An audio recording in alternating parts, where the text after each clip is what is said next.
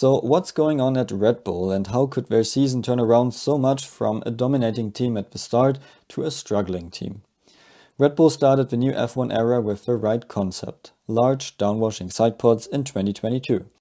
Also, because of the long experience of their technical mastermind Adrian Newey, especially in ground effect race cars, they had less problems with bouncing, because in contrast to all other teams, he saw it coming, because he remembered it from the past, and he already had ideas of how to reduce it, while others were still caught by surprise. So while others had to change their concept during the season, Red Bull could develop their car further and had an advantage. They were dominant in 22 and 23 and started the 24 season with a more extreme concept which should have opened new potential for further developments. But things happened in the background. Red Bull boss Mateschitz passed away in 22, which started an internal power play. British team boss Horner, who was employed to run the daily business of the F1 team and always had to accept decisions of the Austrians Mateschitz and his consultant Michael, teamed up with the Thai side who owns 51% of the business. The tensions divided the team, and Adrian Newey, who always felt like he built the team together with Horner, left the team. It was announced on the 1st of May and the statements from Red Bull now were the same as the statements from Williams and McLaren when Newey left them. Newey is not building the car himself, we have many capable engineers, he was just in the background for the last years, him leaving won't affect the team.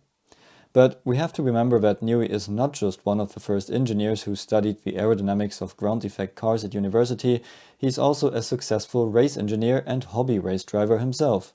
So he doesn't just come up with the general idea for a new car concept, he also knows how to set his car design up for a particular track and how to adapt the strategy. Newey is always at the track, at the pit wall, in the garage and sometimes even underneath the car. He had access to everything, was in all technical meetings and understood what the drivers were saying. With the announcement of him leaving the team, he was excluded from all technical meetings at the Miami Grand Prix. So he was at the track like always, but not allowed in any of the internal meetings and hence only gave interviews. He said if that's the new reality, he won't come to the races anymore. So, of course, Newey wasn't doing the daily work, but he was the mastermind in the background, overseeing things and pointing people in the right direction.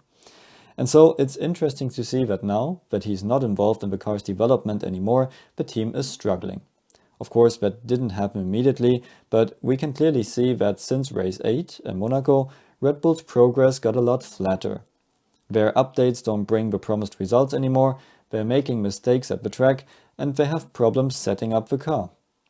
The pinnacle was the Monza race now, where we already pointed out in my video on Thursday that it's strange that Red Bull comes with a much higher downforce level wing.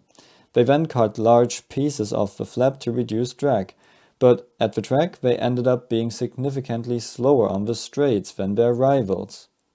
Verstappen stated that they had engine issues as well, but that could also just be a cover for their setup mistake. In previous years, they didn't design a Monza-specific wing because their car was so dominant, but this year is different. And although they had a higher downforce level, they were still struggling for grip. Verstappen said they created a monster. In the meantime, also other engineers and top people like Jonathan Wheatley and Rob Marshall were leaving the team. Verstappen now said that they were doing many mistakes and they were slow everywhere. He wants big changes for the next race and thinks he will lose both championships. So it looks like the internal troubles at Red Bull have bigger effects and they come faster than most people thought. So what do you think? Is this just a short hiccup and can Red Bull still turn the season around? Or is this the beginning of Red Bull becoming a midfield team? Do you think they can keep Verstappen for next year? Let me know in the comments below and see you at the next video.